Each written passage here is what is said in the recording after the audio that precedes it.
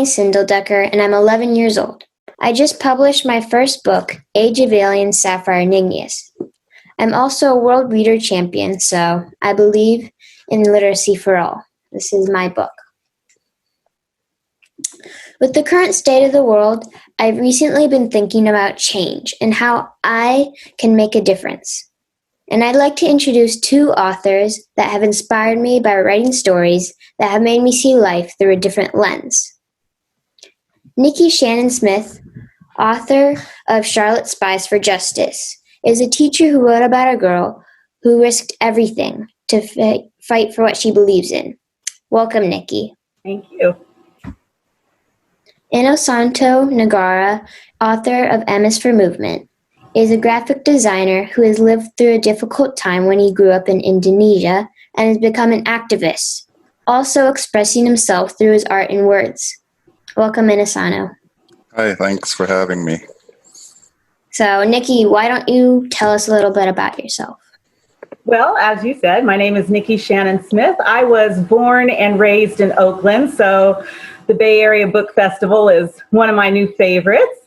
I teach fourth grade full-time, and when I'm not doing that, I spend as much time as I can writing.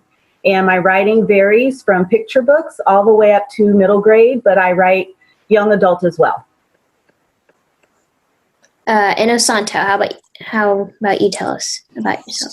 So my name is Inosanto Nagara, and I'm originally from Jakarta, Indonesia. And I moved here in 1988 to study zoology. And instead I became a graphic designer and a children's book author. And I've been doing graphic design for activist organizations for the last almost 30 years now. But then when my own son was born, I ended up writing a children's book.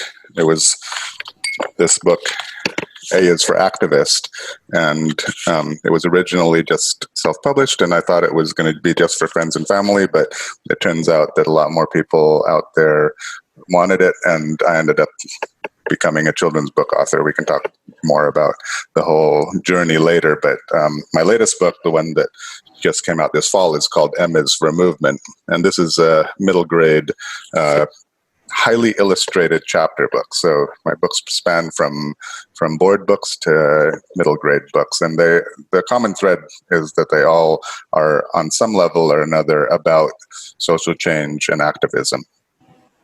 I would say it's highly illustrated. So, yes.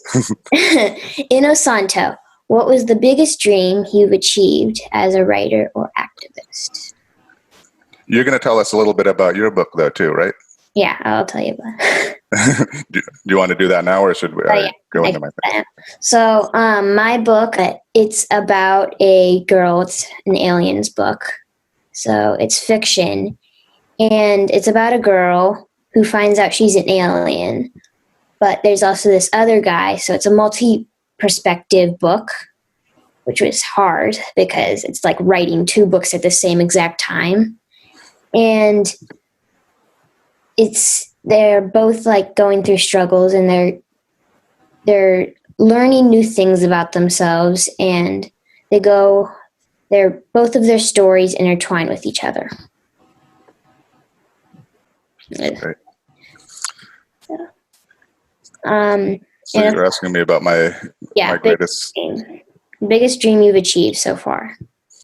You know, what's funny is I actually didn't get into this because I thought I was going to be a writer. My father is a poet, playwright, and actor, and my mother is a linguist. And in some ways, I think I wanted to distinguish myself from them by getting into a completely different field, which was graphic design and visual illustration. My brother is a musician.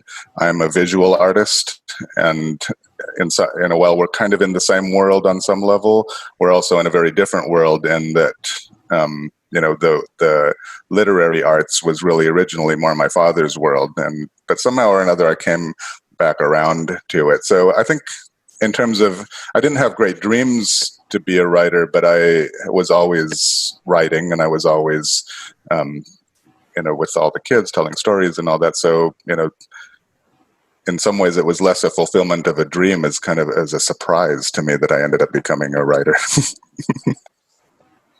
So that's a funny story. And Nikki, what's the biggest dream you've achieved? Well, I have to start out by saying, Inosanto, I'm really glad you decided to become a writer. A is for Activist sits on my classroom ledge, so I'm super happy to have that book in the world. For me, I'm really similar to Inosanto. I did not grow up dreaming that I would be an author. I wanted to be all kinds of things. A doctor, the first female president, a dancer, and a lawyer, and eventually a teacher. And I think I landed right where I needed to be because I love teaching. But over the years, I realized that some of the creative things I used to do were gone. So dancing and performing was a big one for me. And I started missing my creativity that I used to do just for myself. So I decided to start writing because I'd always written for fun and read books all the time. I used to get in trouble for reading instead of doing my homework. So I thought I would try out being an author myself. And I think being an author is a lot of small dreams that become one big dream. So each step to me feels like I've just lived out one of my dreams. From the very first book that I sold, which was in 2011, The Little Golden Book, all the way up to each book that comes out, each one feels like a dream to me. And I think the reason it feels like a dream every time is because it's something that I created that I feel like will hopefully be a gift to someone else. Yeah, so I kind of felt the same way about the books. Just like I also wanted to feel the books in my hand because that's a pretty amazing feeling. It's like, so what made both of you feel so strongly about activism and fighting for what you believe in? Inosanto, you want to go first? Yeah, the thing you said about holding the book in your hand, it's when I was a kid, my father was, like I said, a poet playwright, and he was involved in journalism, and so he was always in that literary world. And I remember the first time I did a translation of an article that was then published because I could speak English. I was translating things into Indonesian and my dad was like, "Hey, you should do it. You can do it as good as anybody." And I think I was younger than you at the time, and I had my first time I saw my name, in print. Like that was really weird. Like that making these things real is always actually a really gratifying feeling. And I think getting into graphic design. And then later into the children's books, it was always the case that, the best part of it is when the thing becomes real and then you end up holding it in your hand. So I was identifying with that. But your question was how how I got into activism. Yeah. Yeah, I mean, I grew up again with my father was a dissident playwright, and my mom was from the United States, and she was involved in the civil rights movement here, had gotten arrested a couple times during the civil rights movement, and then later against the Vietnam War. And so I kind of grew up with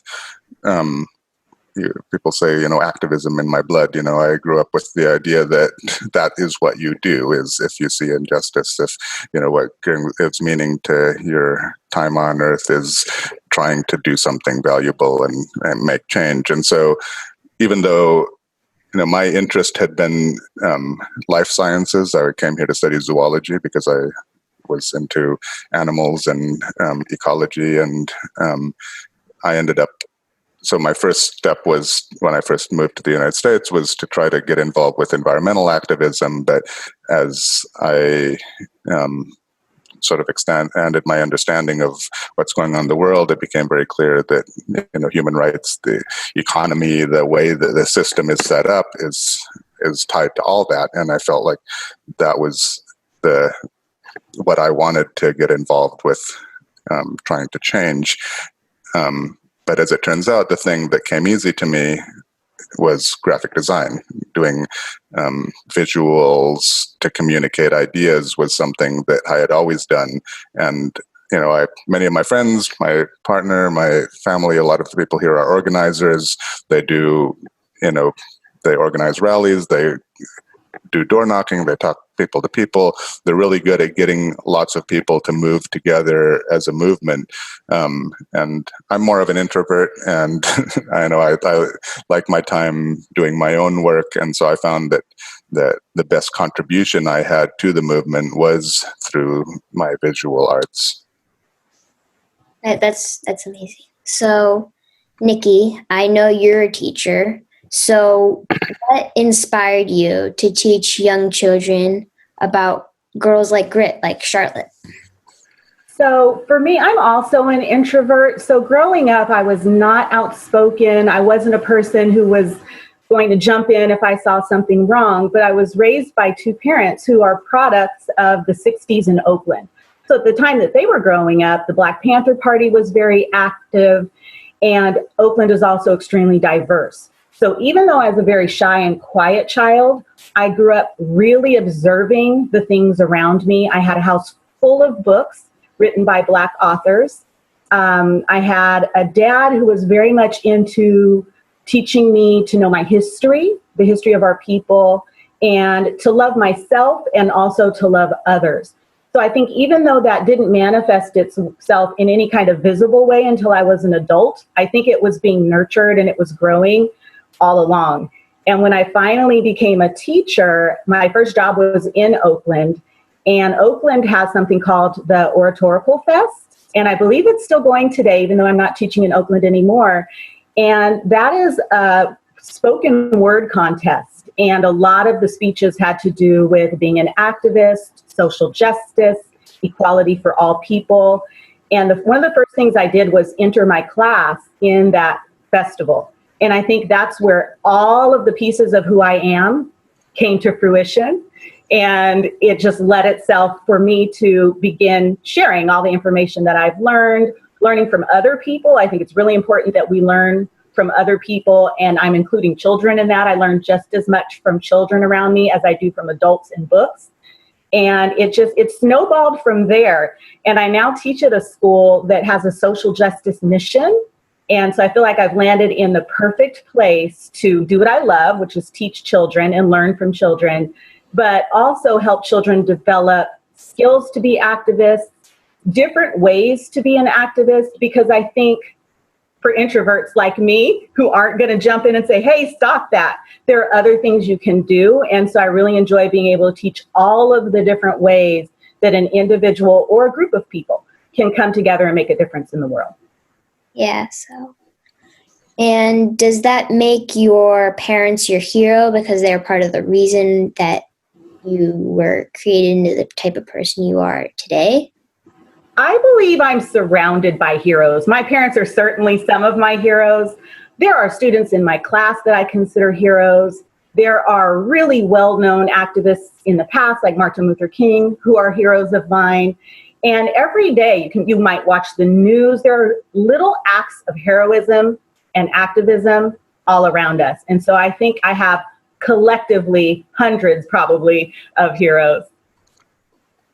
So Inosanto, do you have any heroes that kind of just helped you along your way? Yeah, it's an interesting question. I mean, my parents obviously, like you, similarly shaped who I am. And what's ironic is, of course, I spent much of my youth trying to define myself as different from them. But here I am, I found myself last couple of years going to the Ubud Writers Festival in Bali in Indonesia, which was, hanging out with all these Indonesian writers, and these were all friends of my father, and that generation. So I found myself coming back full circle. So I do have to give them credit for that.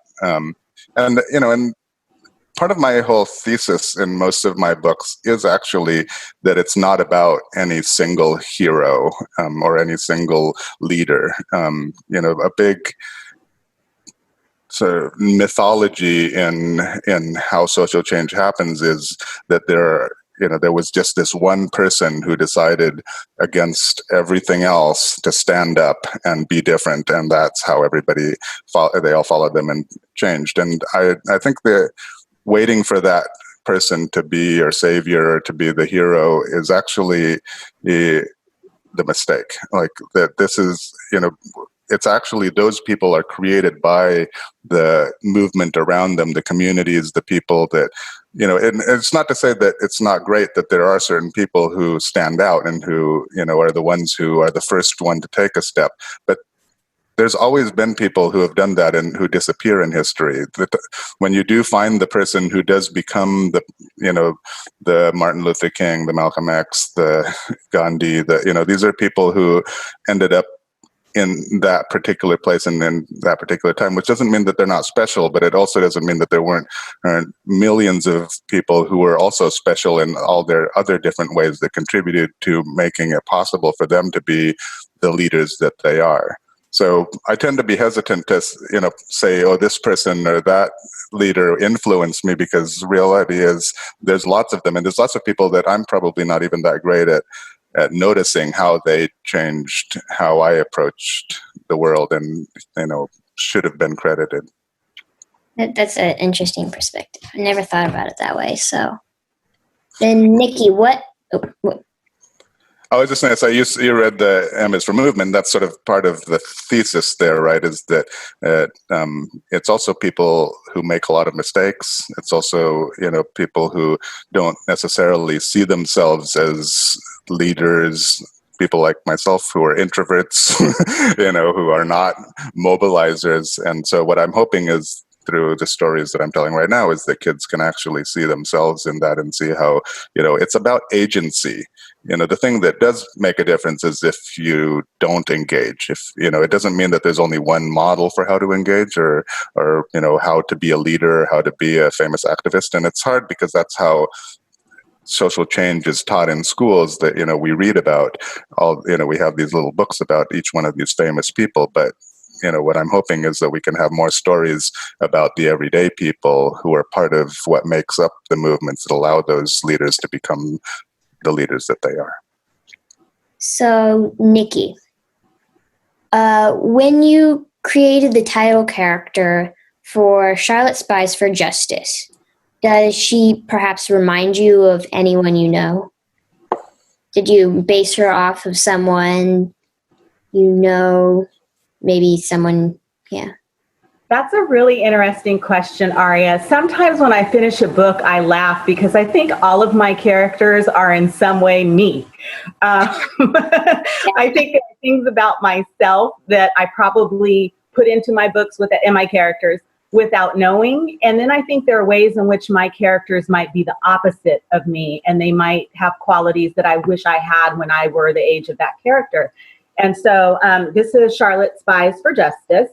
And in this book, what I really wanted to do was take something that was well known, which is the Civil War, and I wanted to give it a different spin. We hear about the North versus the South during the Civil War. We hear about fighting to end slavery. And I did not want to write a war story. So I actually set out to look for other things that might have been happening during the Civil War. This kind of goes along with what Inosanto was saying, those everyday heroes. And there was a real person who made her way into my book. Her name was Elizabeth Van Loo, and she ran a spy ring.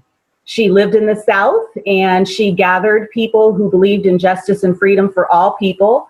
And even though she was in the South, she helped the North win that war. One of the key people who was in her spy ring was named Mary Elizabeth Bowser. And Mary Elizabeth Bowser was an African-American woman who had been enslaved. Then she went to the North and was educated.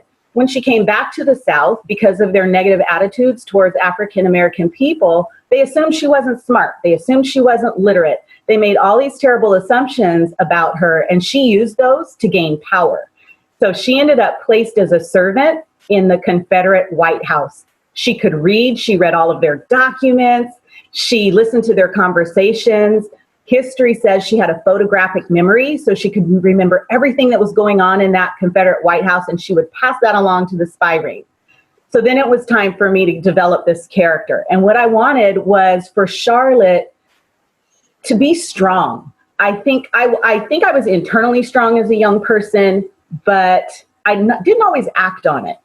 And so I wanted her to find out what was going on around her, and I wanted her to join, but I also wanted to show that being brave doesn't mean not being afraid. So she's terrified by all of the things going on and everything that she's a part of, but she does it anyway because she believes in freedom so strongly.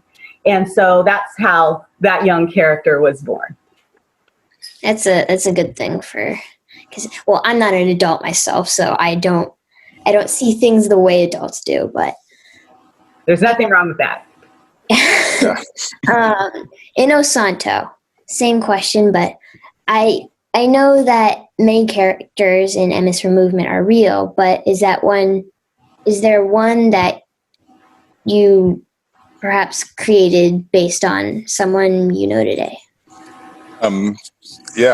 Actually, all of them are based on real people, the real kids that I knew growing up. In fact, the main character is not actually real. Like none of the characters. It's actually the whole book is fiction. There are events that happened in history that are real in the story, but the main character is speaking in first person, and it's hard because you know who I am, and you see me here and this thing, but it actually is not me, and not all of the stories are actually true stories.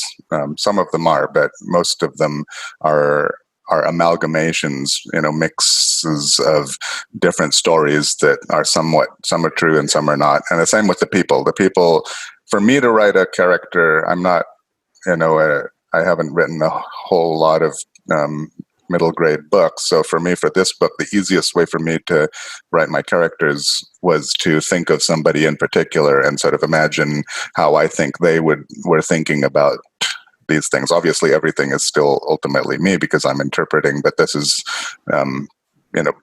each one of those characters throughout the book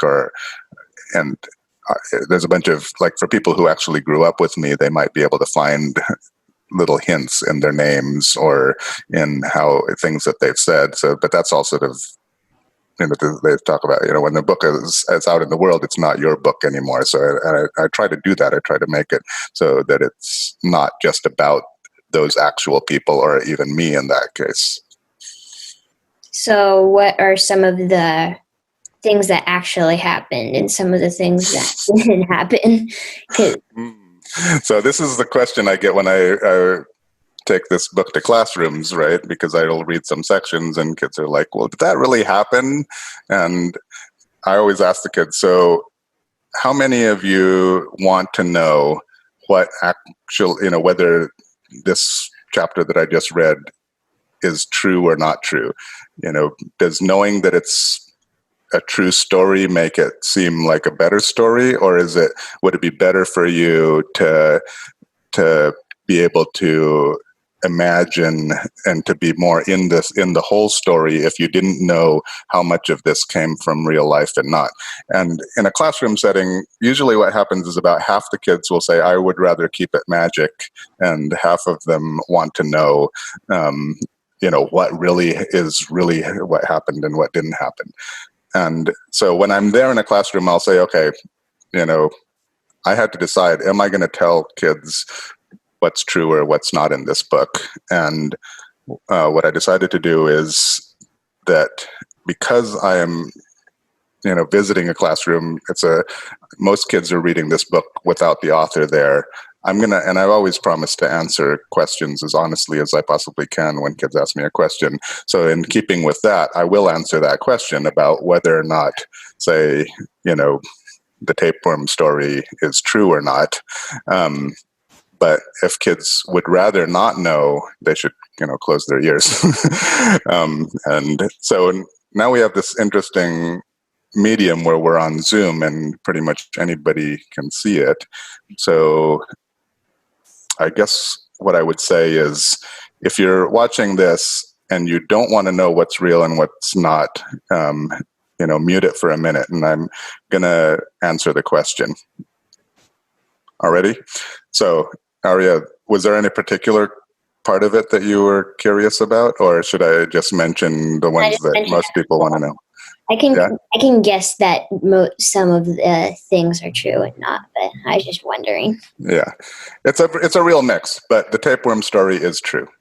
And for those watching, there's a section in this book where the main character discovers that they have a tapeworm coming out of them in the middle of a class setting. And it was a long one. And that did happen. So, Nikki, does anything Charlotte experience perhaps reflect on something maybe that's happened in your own life?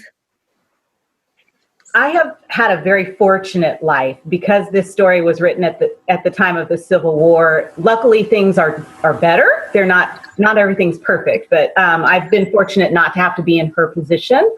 I think one thing that we have in common, I hate to admit this, is eavesdropping. I love to eavesdrop. I've been doing it since I was a kid. And when my mom caught me eavesdropping, I thought I might get in trouble. And she said, "Oh, you're just like me." So I come from a long line of eavesdroppers. And Charlotte eavesdrops. And it starts out that she learns what's going on because she was eavesdropping. And then, as a spy, eavesdropping is a crucial skill. So in that sense, I think I have some similarities between me and Charlotte.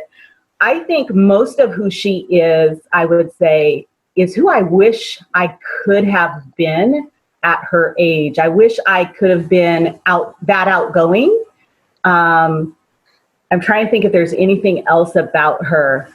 She likes stories. It's not a big part of the book, but there is a scene where she talks about the fact that she likes listening to stories, and she likes Miss Van Loo to also tell her things.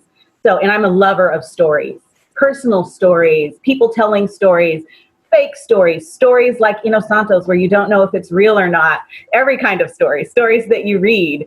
So I think that's another thing that actually gets woven into many of my books where the characters love story. I kind of have that in my book. I don't know. But Inosanto, does anything that happens to any of the characters reflect on something you experienced in your own life? That's kind of similar to the last question. But yeah, I mean, I'd love to hear you also say a little bit about your characters as well. I read a little bit of the part that I could read on the preview of your book, and it seems like what I was really struck by was the form. Like, I think you seem very dedicated to really interesting writing forms, and you have the text exchanges and all this kind of stuff. So I'd love to hear more about that from you too. But for myself, I guess, yeah. What's interesting is the main character in my book, even though some of the stories are true, their personality is not really mine. So in some ways, I was trying very hard to make sure that I didn't just write an autobiography, because I've written a couple other books. My Night in the Planetarium.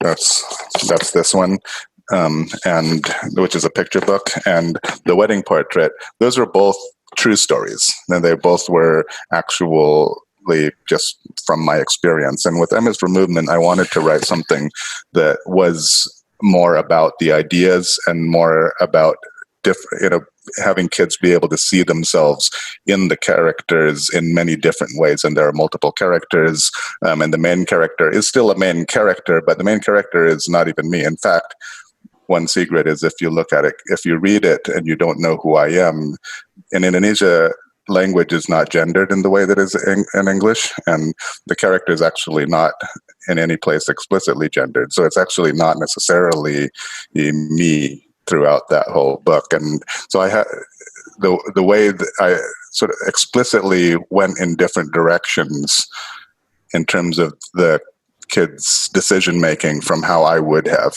at the time. So the degree to which I'm in there in some ways is also in and how I changed it to be the opposite of how I am. Does that make sense? So, still coming from me. What are your plans? Like plans for the future? Are you guys gonna write more books? Are you just gonna what's your plans as a writer? And go ahead. Okay. Do you want to start, Inosanto, or you want me to go? Okay, so for me, first, make it through our current circumstances and come out the other side healthy. That is my first plan for the future. I plan to keep on teaching, and I definitely plan to keep on writing. All of those things for me make me grow, and I'm a person who loves to grow and change and see new things, see new places, have new experiences. So through that, I will continue writing. So far, I have to take count. So there are 4 Girls Survive books that are out, and I started writing a new series. Let's see if I can get that in the frame, but it's The Amazing Life of Azalea Lane. And what was really interesting about writing this book for me is that it's not about history. It's not about injustice. And for me, this is the type of social justice activism I tend to take part in. Is I wanted to break down some stereotypes with this book. And I hope as I make plans for my future and live out my future, that I can continue to show African-American people in all of the light that we are under. So sometimes we look at history and we think, well, this is the African-American experience, the American experience, but there's more to it than that. I think all of the stories are important. The biographies of famous people are important. The historical fiction is important. But I think it's also important to tell everyday stories, because while each of us has our own culture, we may have languages that we speak, we may have things that we identify within our culture, such as our religion. I think also we're all very unique within our culture. And so in this book, Azalea is African-American, but it's not about the African-American experience. And it's a way for me to contribute books and stories and characters that kids can see themselves in, because she's just a little girl being a little girl. And I hope that I can continue to write stories that address all of the different African-American experiences from the past to now. how about you, Inosanto? It's interesting. When I first wrote A is for Activist, goes back to that your first question, sort of the theme of how I got into all this, and having no specific plan. I wrote that book because I wanted to have it for my own kid to be the book that I wanted to read over and over and over and over and over again to my own kid. And it turns out it became a book that lots of kids are having to read over and over and over and over again, or lots of parents with their kids. And after I wrote that book, people asked me, what's your next book going to be? And at the time I said, I don't know, I'm not really a children's book writer. I just wrote that one book. And but if the right idea comes along, sure. And then Counting on Community came to me as an idea, and that just seemed like the right thing, the right idea, and I wrote that book. And then same kind of thing, people ask me, what's your next book going to be? And I was like, I'm not going to just write, the counting book, the colors book, it's like, I don't need to write a book just to write a book. I already wrote my book. I don't know if I'm really a children's book writer. Plus my kid is now, at that time, had turned 6 and was, more into stories. So I'm like, and I'm not know if I'm really much of a storyteller. I would wrote ABC books and 1, 2, 3 books, but that might be it for me. And then I was telling this story about the night that I spent in the planetarium when I was a kid, because we had to hide from the dictator. And somebody said, "That's your next book." So then I wrote that book. And then after that, people would ask me, what's my next book going to be? And I said, I guess I have 3 books published, so I suppose I'm a children's book author, but I don't know if I have another book in me. That may be, my book. And then the wedding portrait idea came to me, and that was about, that ends up being about direct action and civil disobedience. and similarly, at that point, I had decided that, okay, now I am writing children's books, but my kid is now in third grade and should be reading chapter books. So I want to write the books that are the stories that I want to tell to my own kid. And with M is for movement, whereas A is for activists is about the issues, Counting on Community is about how we live.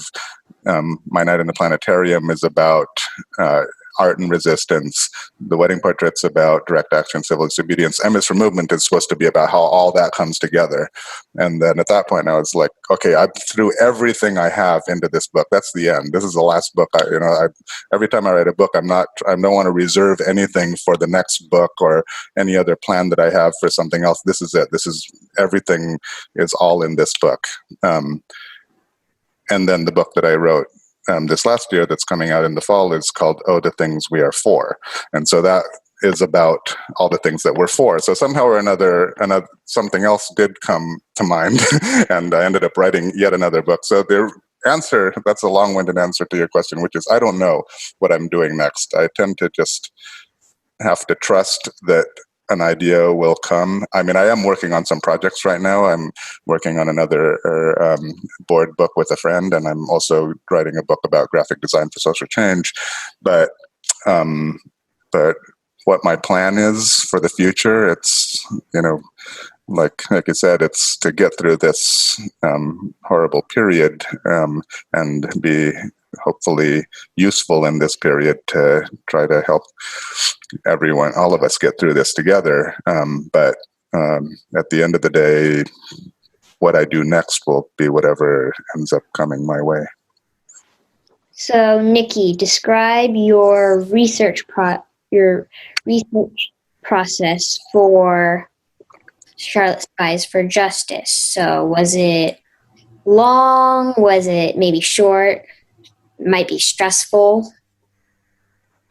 I don't know how writing manages to be so fun and so stressful at the same time, but it does. For me, my research always starts with what do I already know and what do I know that I don't know? What am I aware that I am missing in terms of information? And then my research is guided by what haven't I seen before. So I always ask questions. I'm super curious. It's just my nature. I'm curious about all kinds of things. I might even walk the line toward nosy. I ask a lot of questions. And for Charlotte Spies for Justice, the first thing in my research was, what was it to the Civil War that went beyond the battle itself, beyond fighting, beyond soldiers? And so I started asking myself questions, and sometimes the first thing I do is just write a big list of questions. So I started asking myself things like, well, where were the kids? What did the kids do during the Civil War? And then there were things that I knew, because at that time especially, boys and girls were regarded and treated really differently. And I didn't want to write about, first of all, it's called Girls Survive, so it wasn't going to be about a male protagonist. But then it led me to, well, what were the girls doing? And I also didn't want this to be a story about a girl pretending to be a boy so that she could reach her goals. I didn't like a Mulan type of story. It's a great story, but that's not what I was going for. And so I just started asking a lot of questions. And to me, research is a rabbit hole. Like in Alice in Wonderland, she goes down the rabbit hole and she gets lost. I think for some of my books, I spend more time researching than I do writing. So I love the library. I'm a person who will just go into the library and wander the stacks. And I miss the days where you could pull out the old catalog cards, but I go to the computerized catalog and I do searches. I make notes on what books I want to go look at. I pull those books. I almost never look at them in the library. I don't know why. I bring them home. I spread them out. As I find pages I like, I keep that book open and then I go to another one and I'll be surrounded by books. And in this case, after I looked at books, I went to the internet. And because I teach, I think a lot of children's resources try to address children's natural curiosity. So a lot of times those internet sources will have things that kids would really want to know. And that's where I came across Elizabeth Van Leeuw. And that's when I just spiraled all the way down the rabbit hole. Who was she? What did she do? What did she look like? How did she walk? How did she talk? How did she get away with this? And then I came across Mary Elizabeth Bowser. Sadly, there was very little about her, which is typical for that period in history. So I did as much digging as I could about Mary Elizabeth Bowser, and I found a picture. And so in my head, I kind of knew what Elizabeth Van Loo looked like, and I knew what Mary Bowser looked like. And then I did more research, and then I found out that this picture of Mary Bowser might not even be her. So the research just got more and more complicated. So I don't think I ever really did find a true picture of her. And then once I had all of that information and looked at student websites or children's websites, books for adults and children, then I just took all of that and put it together, all of that research, and let my imagination go kind of wild. And I also researched the setting, because the setting is a real place in this book. 3 of the adult characters are real people. There's a couple really wild things that happen in this story, and they're actually true. I won't give them away. But there are a couple of really crazy things. If you let yourself just spiral through your research, it's like falling down. But look at anything that interests you, click on it, or turn the page, go get that book, order that book, and have it delivered, because your curiosity is what's going to get you to that golden thing that you love about this story. So, got to take the time on research.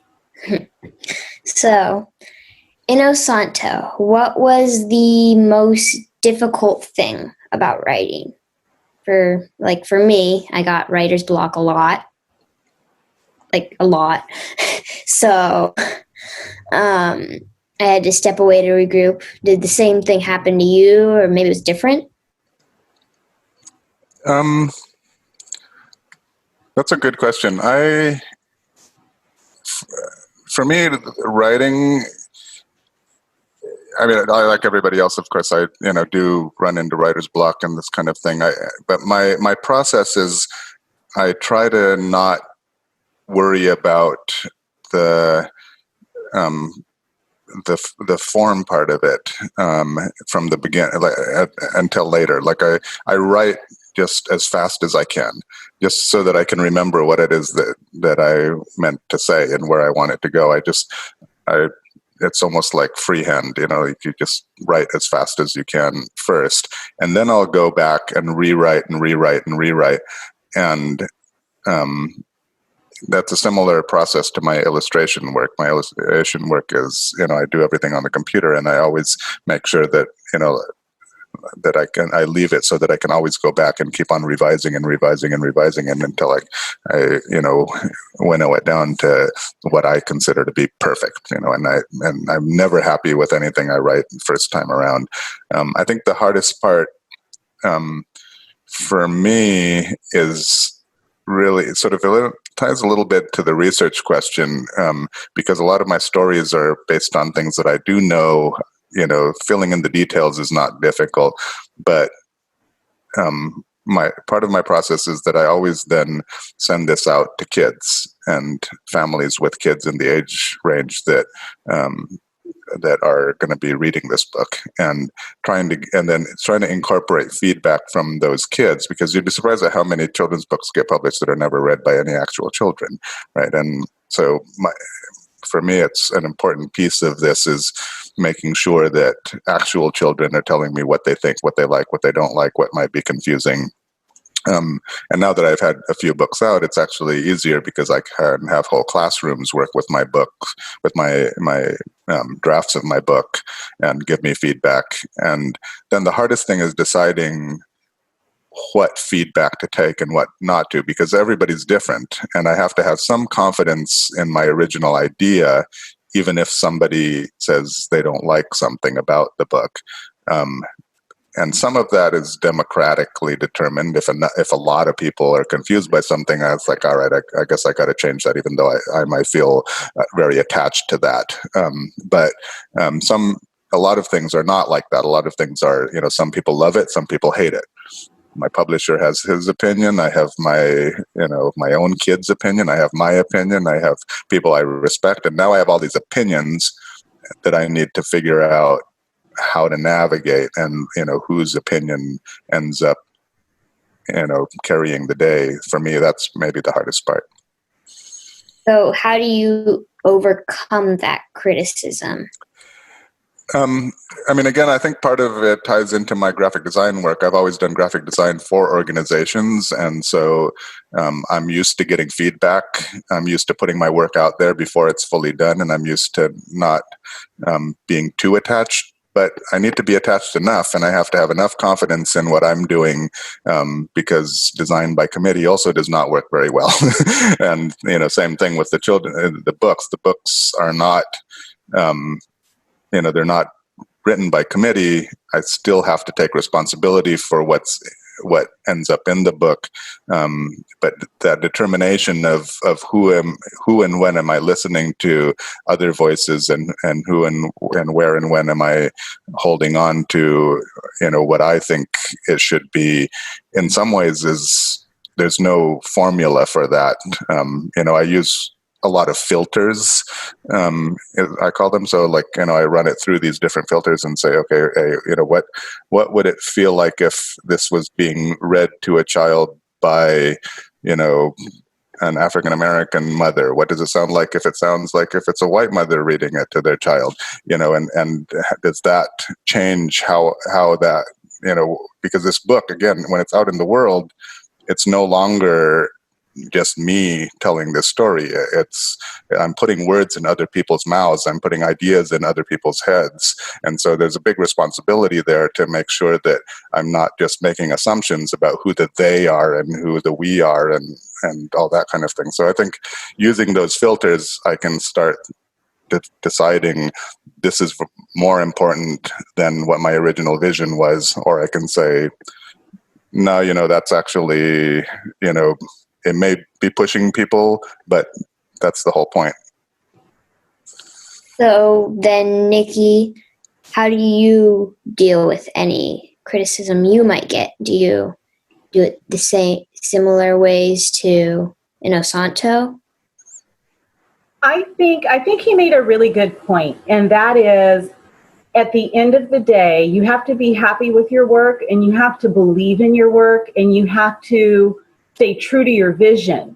But depending on your goal with your writing, if you're writing for yourself and you don't really need anyone else to see it, you don't have any big plans to share it, it can be however you want to, and you can just ignore the criticism and do it your way.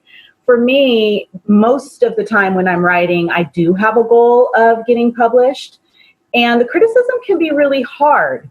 Like you, sometimes I get writer's block, and when I get writer's block, sometimes I worry about, well, what is someone going to say when they read this? Will someone understand this perspective that I'm trying to share?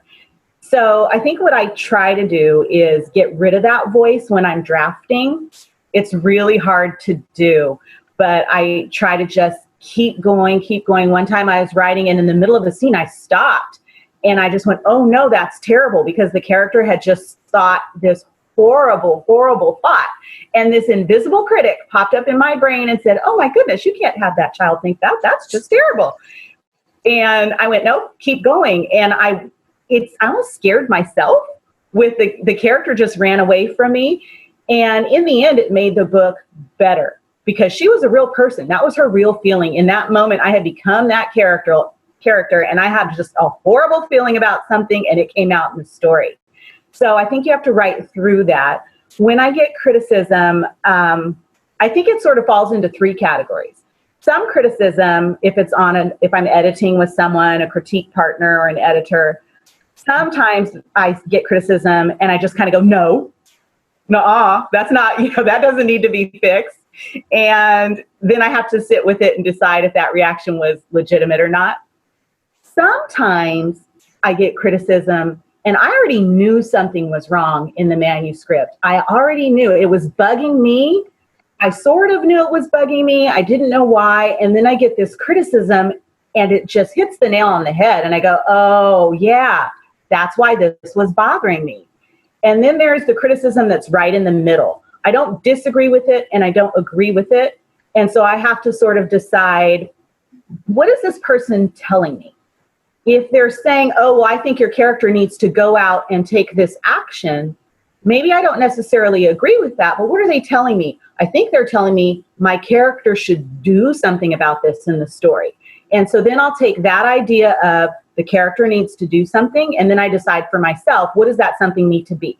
Maybe I don't think it should be what that person just said the character should do, but how can I address that comment in a way that works for me and for the story?